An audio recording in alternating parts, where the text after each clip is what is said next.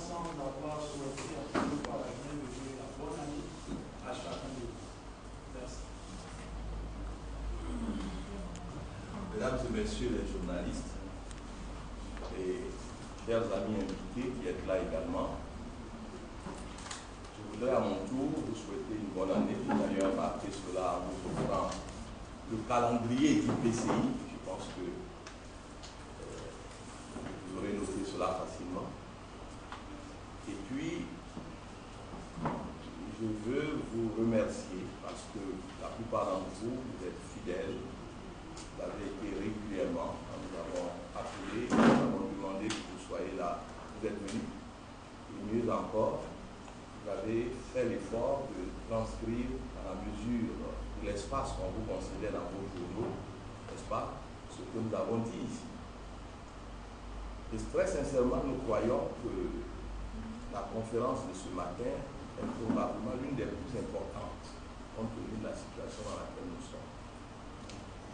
Et je voudrais tout de suite aborder les points que je voudrais partager avec vous avant de vous donner le temps de poser vos questions s'il y en a. Le premier point est un rappel.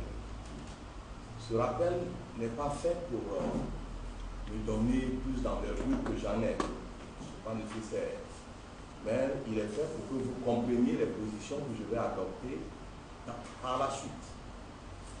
Ce rappel consiste à dire que plusieurs mois avant les élections, j'ai été abordé à la sortie d'un programme chrétien au Palmeraie par un journaliste qui s'est identifié comme étant un journaliste de l'intelligent d'Abidjan.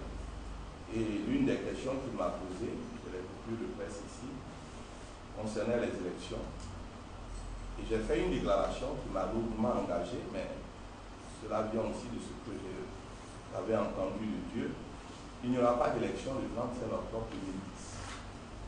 Voilà ce que j'ai répondu à ce journaliste. Le lendemain, le quotidien en question l'a publié, et puis 24 heures après la publication, ils ont fait un encart, comme ils savent le faire, à l'intelligent, pour dire qu'il y avait un combat de prophètes. Je ne veux pas dire, parce qu'ils avaient présenté ce que j'avais annoncé, et ils avaient placé également dans leur article la position de mon frère bien-aimé Zaïris, qui à l'époque disait que les élections auraient bien vu le 31 octobre. Donc c'était pour eux un moyen de montrer que l'Église n'était pas sur la même longueur d'onde. Soit dit en passant, après quelques jours des élections, mon frère a rejoint ma position. Mais nous étions tous les deux probablement dans une compréhension partielle de ce que Dieu nous avait dit. Parce que le 31 octobre, il y a eu élection. Même s'il est vrai que le 27 octobre, le 29 octobre, je vous ai reçu ici pour vous dire, je vais repréciser. Il n'y aura pas d'élection, pourtant il y aura vote. Et je ne reconnais pas le jeune journaliste qui était assis quelque part là et qui m'a dit que lui ne comprend pas ce que j'étais en train d'insinuer. S'il y a vote, comment il ne peut pas avoir l'élection? Je me souviens encore de son visage étonné quand il me posait cette question. Bon, alors finalement, 30 octobre, ça se passe bien, la communauté internationale nous remercie, nous félicite même. Et puis moi, je prends une volée de bois vert en disant que tu fais partie des faux prophètes. Et voilà que je réponds par un papier, mea culpa, en disant j'ai certainement anticipé ce que Dieu m'a dit, comme les Israélites qui devaient faire 4 siècles dans l'esclavage, en ont fait 430, alors que c'est Dieu lui-même qui leur a dit vous ferez 4 siècles. Dieu s'est-il trompé de 30 ans? Non. La prophétie est en marche. Elle va s'accomplir, c'était le sens de mon papier, que Soir Info a publié. Il a fait un article là-dessus. J'étais très surpris, parce que c'était juste une lettre pour dire, je corrige. Mais ça va avoir lieu. Le blocage va avoir lieu. Soir Info a publié, j'ai également ce papier. Finalement, nous sommes dans la situation d'élection, ou de vote sans élection. Plus précisément, de vote sans élection. Parce qu'une élection doit aboutir par un élu. On doit voir qui clairement est élu. On doit savoir au terme de l'élection qui est élu aujourd'hui. Même dans cette salle, si je demande qui est élu, j'aurai droit à un brouhaha incroyable, il y aura un nom par là, un autre nom par ici. Et peut-être même que je serai obligé de me lever pour séparer des gens qui s'empoignent et qui veulent en quelque sorte en venir aux mains. Ce n'est pas donc vraiment ce qu'on voit dans le monde quand il y a des élections conformes aux normes habituelles. Nous sommes donc dans une situation de blocage. Ça, c'est le rappel qui nous ramène à la position qu'on avait prise. Nous pensons que ce blocage permet aux journalistes que vous êtes et à toute la Côte d'Ivoire de s'interroger et de se demander qu'est-ce qui se passe. Pourquoi notre pays est dans une telle situation? C'est pour donner des réponses à ces questions que nous vous avons appelés ce matin. Qu'est-ce qui se passe? Eh bien, d'abord, il faut bien comprendre que nous avons toujours essayé d'évoquer le statut de nation élue, qui est celui de la Côte d'Ivoire. La Côte d'Ivoire est une nation élue. Je le répète, tout le monde sait que Dieu aime toutes les nations. C'est lui qui les a créées. Mais parmi toutes les nations, il donne des missions spécifiques à des nations. Et la particularité et l'importance de ces missions en fait des nations élues. Israël est un cas. On me parle de la Corée du Sud. Je n'en ai aucune confirmation venant de Dieu. Quant à la Côte d'Ivoire, je le sais depuis que j'ai été converti. Et c'est même pour ça que je suis encore assis devant vous malgré les tribulations que j'ai subies. Parce que Dieu m'a convaincu que cette nation est une nation élue.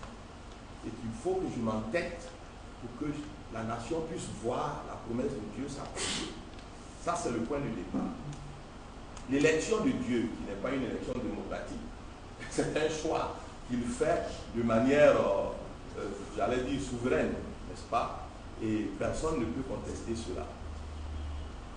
À partir de ce point de vue, à partir de cette position, tout le monde peut maintenant comprendre pourquoi nous sommes dans cette situation. Nous sommes donc dans une situation semblable à celle d'Israël. Et je pense que toutes les nations élues, tôt ou tard, doivent passer par là. Je le répète, je suis convaincu du cas de la Côte d'Ivoire parce que le Seigneur m'en a parlé. Mais quand on prend la Bible et qu'on veut regarder par exemple les psaumes et qu'on s'attarde sur le psaume 83, nous sommes dans la situation parfaite de la nation élue où il est écrit par exemple au partir du verset 16, verset 6, psaume 83, verset 6. Ils tiennent conseil tous des mêmes cœurs. Ils concluent une alliance contre toi. Les tentent d'Édom et les Ismaélites, Moab et les Agaréniens, Géba, Ammon, Amalek, les Philistins avec les habitants de Tyr. La Syrie aussi se joint à eux. Elle prête son bras au Fils de l'homme. Eh bien, c'est pour faire quoi? Ce qui doit être fait est signalé. Venez, disent-ils, faisons-la disparaître en tant que nation et qu'on ne se souvienne plus du nom d'Israël, mais alors du nom de la Côte d'Ivoire. Il y a donc une coalition. Ça existe dans la Bible. J'ai ouvert la Bible tout juste pour vous montrer qu'il y a une coalition qui se crée à un moment ou à un autre contre une nation élue.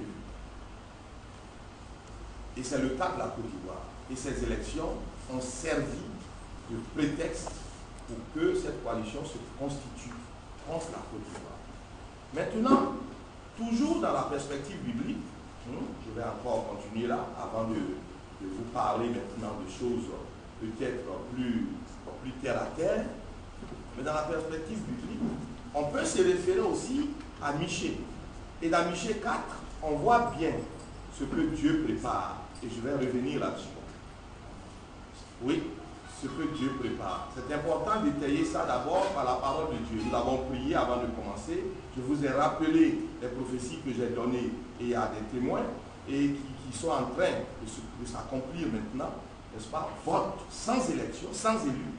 eh bien, nous devons continuer dans cette perspective parce que c'est cela qui nous encourage à marcher dans la perspective de Dieu. Dans Michée chapitre 4, il est écrit à partir du verset 11. Maintenant, des nations nombreuses se sont rassemblées contre toi. Et elles disent, elle est dans la souillure. Nos yeux se fixent sur Sion, nous dirons ici, sur la Côte d'Ivoire. Mais elles ne connaissent pas les pensées de l'Éternel. Elles ne comprennent pas ses desseins. Elles ignorent qu'il les a rassemblées comme des gerbes dans l'air. Fille de Sion, lève-toi et piétine. Je te ferai une corne de fer et je te ferai des sabots de bronze. Tu broieras des peuples nombreux. Tu consacreras leur profit à l'Éternel, leur richesse au Seigneur de toute la terre. Nous savons que ce rassemblement est appelé à échouer. Nous le savons parfaitement, comme je vous le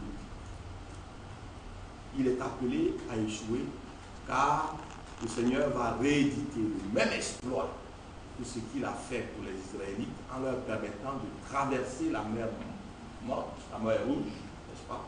La mer rouge, et en leur permettant d'être ainsi sauvés et d'atteindre leur Canaan. Cela se trouve dans Exode chapitre 15 et c'est encore plus édifiant quand on le lit et on voit effectivement tout ce que Dieu a fait pour que Israël sorte de ce boulot d'étranglement, car il y avait l'armée égyptienne dans le dos et une mer infranchissable devant. Nous sommes sur le point de nous retrouver dans cette situation. Mais dans cette situation, la mer infranchissable, en ce qui nous concerne, ce sera nous-mêmes. Hélas. Hélas. Qu'est-ce que Dieu va faire? C'est ce que nous venons d'annoncer. Qu'est-ce qu'il a fait déjà en Côte d'Ivoire pour vous montrer qu'il est là, qu'il a pris, j'allais dire, la nation dans sa main et qu'il est en train de la contrôler. Nous avons, nous, en tant qu'intercesseurs, des signes. Certains voudraient le voir apparaître dans les cieux de la Côte d'Ivoire, d'autres voudraient le voir se manifester peut-être d'une manière physique, mais je vous donne les signes. Le premier signe, c'est la terreur. Quand Dieu prend une nation en ses mains, une nation élue, quand il arrive pour diriger la nation élue lui-même, il met un climat de terreur. Les autorités qui sont là sont obligées de créer, sans le vouloir, une atmosphère de terreur. Couvre-feu, demain il y aura un rassemblement à la place de la République. Il n'y a pas de voiture. Tout le monde a peur qu'on casse sa voiture. Chacun reste chez lui. La journée n'est pas déclarée fériée, mais personne ne peut sortir. À 21h, 22h, tout le monde se hâte de rentrer. Les temps sont mauvais. La terreur. Ça, c'est le premier signe que l'Éternel est dans la nation et qu'il va commencer à opérer. La terreur est toujours en vigueur dans nos cœurs. Nous sommes là. Certains ont lu ce matin une dépêche. Tir nourri à Bobo PK18. Qu'est-ce qui se passe là-bas? La terreur. On s'interroge. Est-ce qu'il faut sortir? Est-ce que ça ne va pas s'embraser? Etc. Nous sommes dans cette atmosphère. Deuxième signe. Le nivellement des autorités. Toutes les autorités sont ramenées à un niveau, je vous assure, presque négligeable. Notre président, Laurent Gbagbo, dit à l'ONUCI, rentrez chez vous. Ils disent on ne rentre pas. Et mieux encore, on va faire venir 2000 personnes. Son autorité est bafouée. C'est pas